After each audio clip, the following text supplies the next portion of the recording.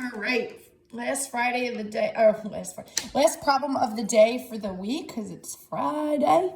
Okay, so we're gonna look back at line plots, something that we did last week. Make sure that we're continuing to practice that using line plots and different skills that can kind of come along with it.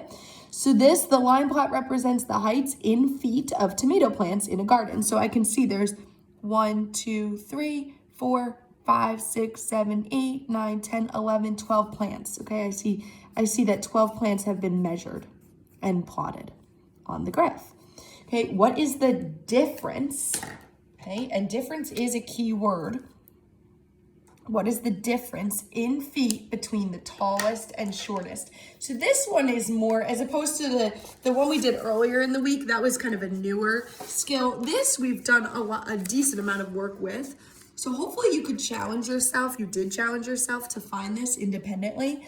So the difference is a key word that tells me that I'm subtracting. What you're actually finding, if you remember our anchor chart, is it looks like a mountain range. It's the highest amount minus the lowest amount. Okay, so we are finding, really in this question, we are finding the range of the line plot. So the highest amount, and it doesn't mean the most. That is one thing that we don't, like the most is 5/8. I see that 5/8 is the most amount, the most amount of plants measured that tall. But that's not what it's saying. It's the tallest plant. This is the tallest plant, 7/8, and there's actually two of them. So 7/8 is the tallest plant. And what's the shortest plant? Well, none of them were 0, none of them were 1/8, but 2/8. There's 3 of them. 2/8 was the shortest. Okay, so you have to understand the plot and or the line plot and what it actually means. So, and then luckily this, in my opinion, was kind of easy because the denominators are the same.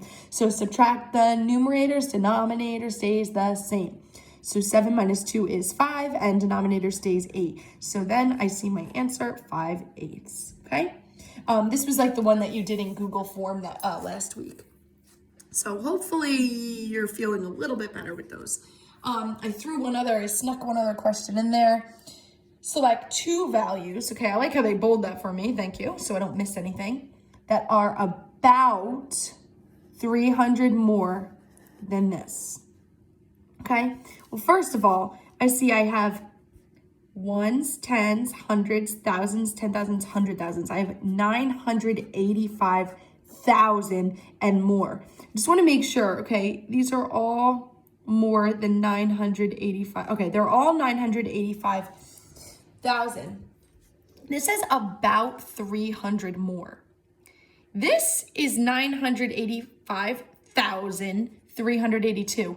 Isn't that pretty darn close to 985,400? Right? Like if I had to estimate, I would say, that's about this. And that's why I put these squiggly lines. That means approximately. So this question wants to know which 2 numbers are about 300 more. All right, well, about 300 more would be close to still 985,000, but instead of 400, I'd want 500, 600, 700. I added 300. I want about 300 more. Okay, so let's look for 2 answers that are close to this. Well, this is this. Bam, that's great. And what other one is really close? This one is way more. That's not about 300 more. That's way more. Let's see. This one up here, well, bad answers I eliminate. That's even less. This one isn't almost 300 more. That's almost what we started with. Which one would be a better answer? If this is the best answer, that's about 300 more, I would say that this is the better answer. These are close though, so that is tricky. They are close. If it said select 3, I would also select this, but it wants the best 2. So I would say D and E are your answers. Excellent job following along, and happy Friday. I hope you have a nice weekend.